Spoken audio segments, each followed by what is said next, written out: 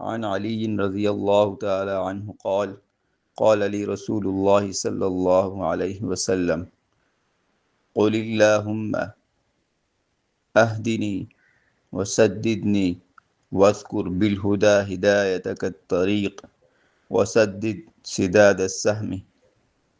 حضرت علی رضی اللہ تعالیٰ عنہ فرماتے ہیں کہ رسول اللہ صلی اللہ علیہ وسلم نے مجھ سے فرمایا، دعا کرتے ہوئے یہ کہو، اللہم اہدنی وسددنی، اے اللہ مجھے ہدایت دے اور مجھے سیدھے راستے پر چلا۔ اور اے علی رضی اللہ تعالیٰ عنہ، ہدایت کا نام لیتے ہوئے اس سے صحیح راستے پر چلنے کو ذہن میں رکھو اور سیدھا رہنے سے تیر جیسی سدھائی مراد لو۔